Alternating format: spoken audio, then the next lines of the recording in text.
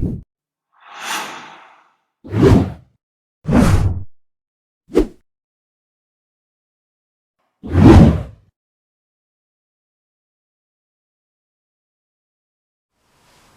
right, good morning, good day, good afternoon, good evening, wherever you are in the world, whether it's in the US or in other parts of the world. Thank you for joining me on another episode of Chris's Warrior Path. Actually, this is an impromptu live episode, so there are just some articles that I found that I definitely wanted to talk about and briefly discuss, but it's kind of a continuation of what I've spoken of in the past. Anyways, I am your host, Chris, and welcome on this Good Friday, April 2nd, 2021 edition of Chris's Warrior Path. And again, thank you for joining me. And so, today's topic, it's like I mentioned in the description, this is a pretty touchy topic. And if you've been listening to my episodes, lately I've been posting live coaching, self-help, self-motivation, basically self-improvement type episodes as of late. But my main focus in my show is talking about topics based on health and self-defense. And definitely today's topic goes along the lines of health. Now, I'm going to actually replace some words because I know we're in this era of information being blocked, aka censorship.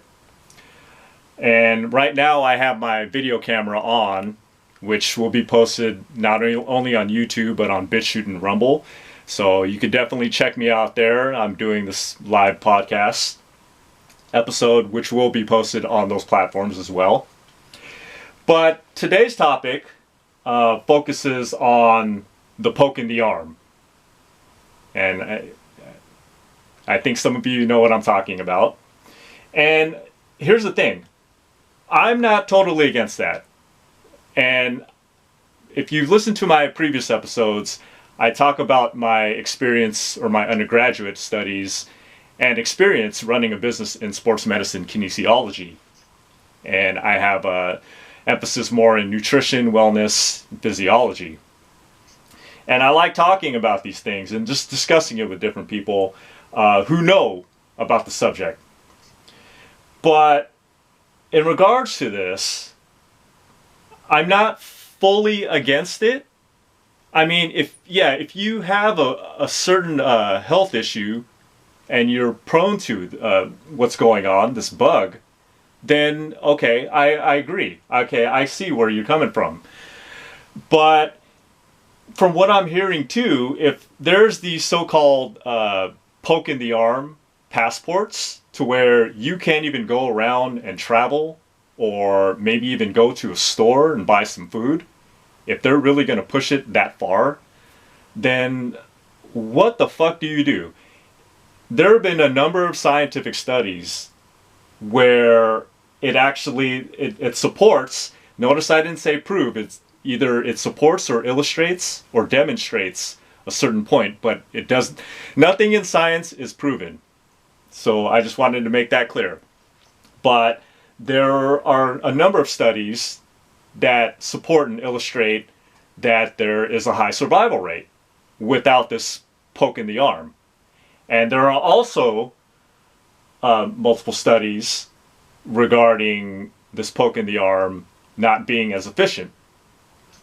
And so with that said, this also goes with my previous episodes where I've spoken about, there was an episode where I discussed an article, which was back in, I believe, in 2013, how there are actually over 300,000 strains of different viruses. And my question in that was, okay, well, where was the main focus on that? Because this past year we've been mainly focusing on one type of virus. So the fact that we have over 300,000 strains of different types of virus, including hantavirus and the C virus, they found different discoveries, but in addition, they don't have enough research money to fund these studies fully, but there was a team of actually 21, 22 researchers, scientists, who were doing that study, and they had come to the conclusion that they could find about 300,000, or perhaps if they were fully funded, and along with the mutations or the variations of those.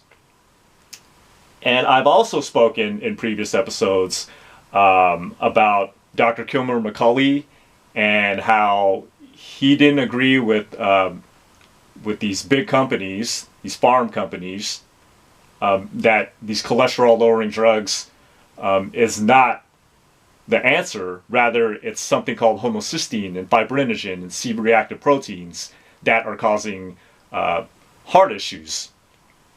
But the point in that was, what I'm about to illustrate to you, is that the big companies want to sell you certain things. Basically, all this bullshit.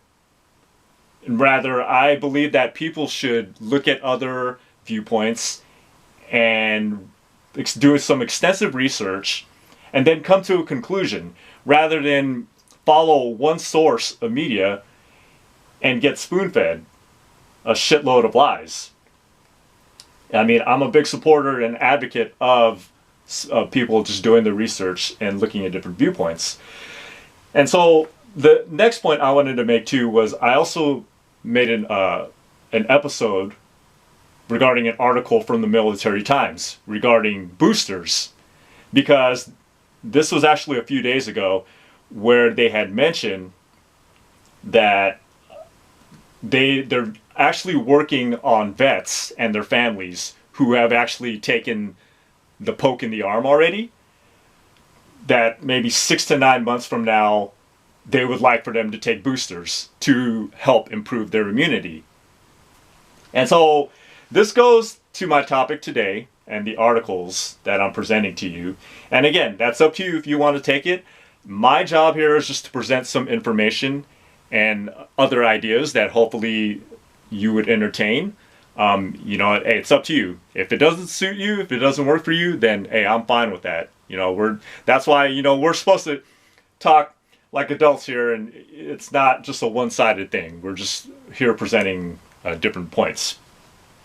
But anyways, the articles that I wanted to present are one from the University of Maryland Medical System. And basically what they're talking about is the strains, the mutations, the variants of this past year, this bug that's been coming out. And even they were saying UK, Brazil, South Africa, in addition to New York and the West Coast, how even though they're saying that, taking a poke in the arm is your best bet, they were also saying that these variants, these mutations, the poke in the arm wouldn't be as effective. But then they go back into the article saying that, this is your best bet, this and that, after they had said that these mutations and these variants are probably not going to, or the poke in the arm probably won't fare well against these mutations, variants. It won't do anything. So, which was pretty contradictory to me. I mean, if you ask me. And actually, I'm going to pull out another thing. Okay, so here they're also saying in the article, they go through an extensive amount of explanation with the other variants and all that. But they were also saying at the end that even if you've taken the poke in the arm, that you still need to follow guidelines such as wearing a mask and social distancing and so forth. And if you checked out my other episode a few days ago regarding the Military Times and the boosters, it's unfortunate that people have, their brains have just, they've been spoon-fed the stuff in the mainstream media, thinking that once they take this poke in the arm twice, taking whatever dosage they need, that everything is all good. When in actuality, this was exactly what I was thinking, is that there's all these variants going on. And I had heard about the UK variation a couple months ago, and lo and behold, it was true. So I've looked at different resources, and then I didn't even know too much about the Brazil one or the one in South Africa, in addition to the West Coast and the New York variation. And I found that very interesting. But they're still saying, yeah, even though you're taking a poke in the arm, you have to follow the current guidelines, which unfortunately, I know people personally who think, and here's the thing, they like to virtue signal.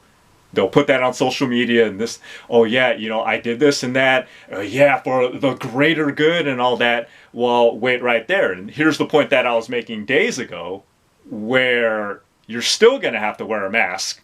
You're still going to have to distance yourself. You're not immune completely, nor is anyone else. So this is not an end-all solution, unfortunately, because if this is similar to other pokes in the arms, yeah, there's going to be boosters. There has to be upgrades. And that's also what they were mentioning in the article from the University of Maryland medical system, is that they're going to find upgrades, and to the point where we have the B word again, boosters. They had mentioned that, just like that article a few days ago from the Military Times. So for those who are thinking, okay, let me take my 2 pokes in the arm, you're not done. You are not done. I need to make that clear, and I had a feeling this was going to happen. So this brings me to my next article from the Mercury News, which is a newspaper out in Silicon Valley.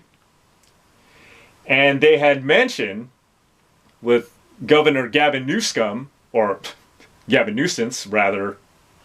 That's what I like to call him. But for those of you who don't know, it's really Gavin Newsom. I call him Gavin Newscum because he don't know what the fuck he's doing. But anyways, his concern, along with the South Bay health officials, there were 2 things. And this is an equation to a big problem. Is one, they had acknowledged that there are variants, with the West Coast variant being immune to any pokes in the arm. That's wow. I mean, this was actually breaking news. They had posted this or published this yesterday, but they were saying that, yeah, there are these new variants, and the West Coast variant in the California was, it won't be affected by this poke in the arm. And so this goes back to the other articles about taking a booster and improving further down the road. So, and that's another thing. They had also mentioned too in this the Mercury News article that there is a low dosage available. They're running out. And I believe in the article they were mentioning, or when they interviewed the governor, how J&J had discarded 15,000 dosages because they were bad. And that was the day after he took his first one. So that is a recipe for a potential disaster there. But my main point here, my focal point, is how far do we go with this? Because again, I have to reiterate, people are thinking, okay, let me take this poke in the arm, or pokes in the arms, then I'm all good. Okay, I've done it for the greater good, I've done this and that, and let me just do this and that. And it's not a quick fix, because there are variations out there. And my question is, how far do we go with this? Because I know some nurses, some doctors, and a number of people who said, oh, I'm fine. Nothing happened. All I experienced were chills, and that was for a few days to a week. Or some of them, oh no, I'm fine. Yeah, you all should really take it. Well, again, wait right there. Because if they mass produce this in such a short time, and I know they're talking about the mRNA, and they've been doing this for some number of years, but My issue here is somewhere down the line, when they're finding these boosters, when they're trying to improve on this, there's going to be an accident sooner or later. And if for those of you who haven't heard of the situations out in Norway, I mean, well, I don't know if they blocked that out completely on the media outlets, but yeah, there was an issue regarding this. When the poke in the arm came out, there was an issue in Norway of deaths. So for me, I'm looking ahead along with them and them talking about improvements in boosters. Well, how do we know? Here's my question. How do we know there's not going to be a mistake down the road? Because this isn't an end-all situation. This we definitely have to look at this. And then people say, "Oh yeah, they may get better and it's going to improve." Well, that's not always the case, because as you know, with these quote-unquote big companies, they've fucked up as well. There's malpractice, and all it is really is money. And especially if you're mass producing shit, and you got to get it in a short time. And let's be reminded here, this poke in the arm, this current one, hasn't been, it's only used as an emergency. It's been rushed compared to a number of pokes in the arms. And that, it's been rushed compared to the other pokes in the arms, where they have taken many years. And I remember with an undergrad studies mentor of mine, he had mentioned about, well, the FDA tends to rush their shit. And and if you look on their website, they talk about expedited reviews under emergencies. But if I remember correctly, I forgot which country it was, where their FDA does not expedite the reviews for certain products. And it's mainly here in the U.S. that does that. And shout out to Bobtown Radio out there. Thank you for joining in, listening.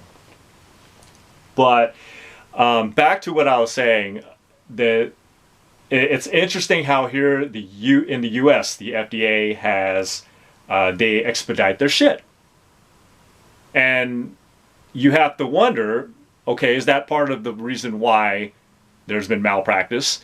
People have experienced side effects with certain shit, and then you got to apply that to what our situation is here, because still I can't wrap my mind around the fact that they've rushed this poke in the arm that fast and without enough evidence. And again, you're going to hear people, well, I took it and this and that, and some will tend to virtue signal, do all this other shit. But you see, if it's not one thing, it's going to be another, because they're already talking about boosters down the road, because there are multiple variations. And so that's what I'm going to conclude with. And hopefully these are thoughts that will stimulate those gears in your brain. And